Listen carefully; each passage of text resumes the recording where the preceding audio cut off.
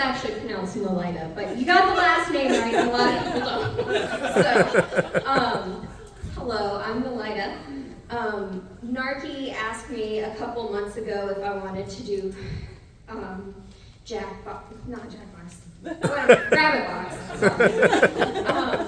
And showed me some of the themes, and one of them was about your name, and I thought, well, I have to do that one. Because anytime I meet somebody new, it's always, oh, where does that name come from? Nelita, that's really interesting. And I usually just say it's a family name. If I have a little longer, I'll tell them. But it is a family name. I'm named after my great-great-aunt Nelita. But where her name came from was she was raised in Pelahatchie, Mississippi. And her parents saw written down what I found through research is a Portuguese surname that is correctly pronounced Nelita. But they saw it written down, and they were not Portuguese, they were from Mississippi. And so they saw it, they said, Nelita, that is such a pretty name. So that's where my name comes from. And unfortunately, I never met her because she died before I was born. But when you have a family name at all, I think you feel connected to the person you're named for. But especially when it's one that's so unique. There's only one other Nelita, and she was some kind of famous piano player. But I don't know anybody else with my name, so I always feel connected to her. And I sat down and had a talk with my dad a little while ago, because he used to go visit her sometimes, and said, you know, what was she like? And so some of the ways that I feel connected to her and want to continue her spirit, one thing he said was that the food at her house was always so good. And I'm more of a baker than I am a cook, but I can enjoy the hell out of a meal. You put a Southern Thanksgiving in front of me and I will eat it so fast, faster than I should. But another way I want to kind of live up to her name and continue her legacy is she was known for being pretty feisty, and known for being a good shot. And so there's a story that always gets told about her where some of the kids were playing, and they were playing near the wood pile, and ooh, there was a rattlesnake in the wood pile. And they came running up to the porch, and they said, ooh, Aunt Nelita, there's a rattlesnake in the wood pile that almost bit me, ooh. And she said, just a minute. She went back in the house, and she got her pistol.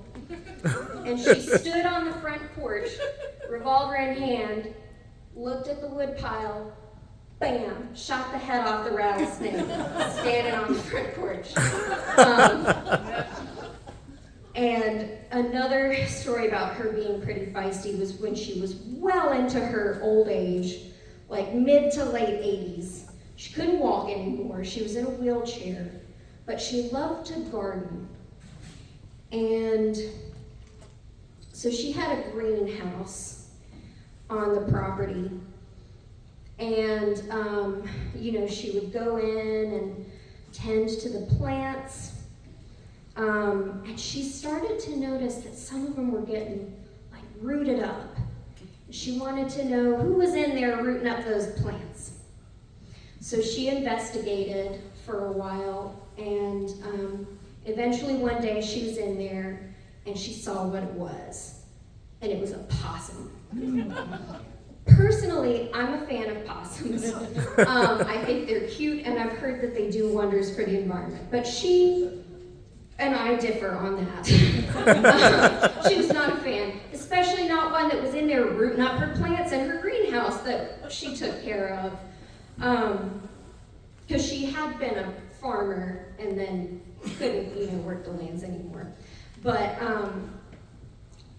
so she, wheeled up to it in her wheelchair, picked that thing up by the tail and whooped it with her cane and got it out of there, never to return to her precious greenhouse. And again, I differ an opinion on this, but somebody said, well, Nelita, why did you do that? Why did you, get after that possum so hard? And she just kind of said, I don't like varmints.